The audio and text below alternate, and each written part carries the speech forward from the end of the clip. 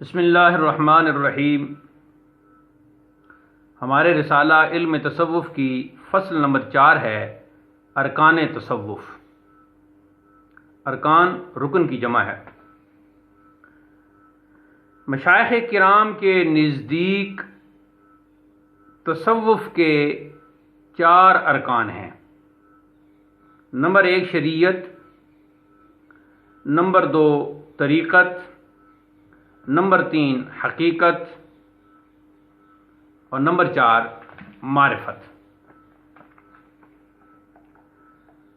قرآن و سنت کے ظاہری احکام کو شریعت کہا جاتا ہے۔ یہ پہلا رکن ہے تصوف کا۔ اور طریقت ان کے باطن کا نام ہے، یعنی جو احکام شریعت ظاہری جن پر عمل کرنا ہے، نماز ہے، روزہ ہے، حج ہے، زکوٰۃ ہے، باطنی طور پر ان کا کیا اثر ہوتا ہے، اس باطن کا نام طریقت ہے۔ مثال کے طور پر طہارت شرعی یہ ہے کہ بدن کو پاک کر لیا جائے، یعنی جب وضو کیا جاتا ہے، غسل کیا جاتا ہے تو بدن کو پاک کیا جاتا ہے۔ طہارت شرعی یہ ہے کہ بدن کو پاک کر لیا جائے، لیکن طریقت کی طہارت یہ ہے کہ دل کو تمام برائیوں سے پاک کر لیا جائے۔ دل سے مراد دماغ میں پیدا ہونے والے خیالات۔ شریعت کے احکام پر عمل کرنے سے جو اثرات ذہن و قلب پر مکمل طور پر چھا جائیں، نماز ادا کرنے سے، روزہ رکھنے سے، حج کے ارکان ادا کرنے سے، فریضہ زکوٰۃ ادا کرنے سے، اخلاق عالیہ کا اظہار کرنے سے، معاملات میں بالکل درست روش چلنے سے،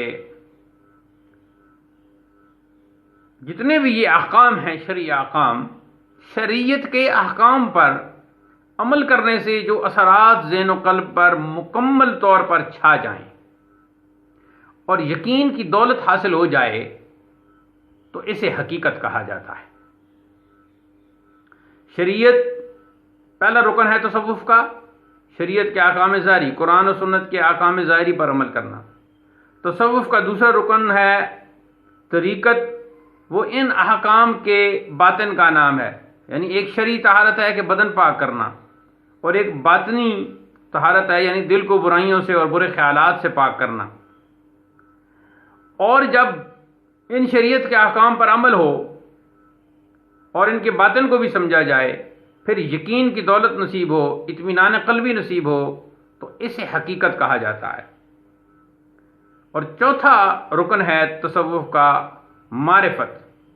معرفت سے مراد ہے اللہ تعالیٰ کی پہچان، اور اس کا دوسرا نام عرفان ہے۔ یہ دونوں مصدر ہیں، معرفت اور عرفان۔ جب صوفی پر حقائق کھلتے ہیں، صوفی وہ ہے کہ جو علم تصوف باقاعدہ اس نے اپنے پیر کامل سے حاصل کیا ہو، اور پھر علم حاصل کرنے کے بعد اس علم تصوف پر باقاعدہ عمل کیا ہو، یعنی شریعت، طریقت اور حقیقت کے ان 3 مرحلوں سے گزر آیا ہو، تو وہ صوفی ہے۔ جب صوفی پر حقائق کھلتے ہیں، اس کائنات کے حقائق، اللہ تعالیٰ کے اسماء و صفات کے حقائق، تو وہ حق الیقین کی منزل پر پہنچ جاتا ہے، اور یہی عرفان ہے، یہی معرفت ہے۔ حضرت خواجہ نظام الدین اولیاء قدس سرہ فرماتے ہیں کہ جب سالک کا معنی ہے مرید، جو راہ سلوک پر چل رہا ہے، سالک سے کوئی غلطی ہو جاتی ہے تو معرفت کے مقام پر وہ پہنچا ہوا ہوتا ہے، تو معرفت سے حقیقت کی منزل پر آ جاتا ہے۔ اور جب حقیقت کی منزل پر اسے کوئی غلطی ہوتی ہے، یعنی اس کے جو اعمال اس نے کچھ ایسے کیے ہوتے ہیں کہ ان اعمال کا اس پر کوئی اچھا اثر نہیں ثابت ہو رہا ہوتا، تو وہ طریقت کی منزل پر آ جاتا ہے۔ اور جب طریقت کی منزل پر اس سے کوئی غلطی ہوتی ہے، یعنی بظاہر کوئی نماز پڑھ رہا ہے لیکن باطن میں نماز کا اثر نہیں ہے، ظاہری طہارت وضو غسل کر رہا ہے مگر دل میں جو ہے وہ بیہودہ خیالات ہیں، تو جب طریقت کی منزل پر اس سے غلطی ہوتی ہے تو شریعت کی منزل پر آ جاتا ہے. اس لیے شریعت کی پابندی ضروری ہے.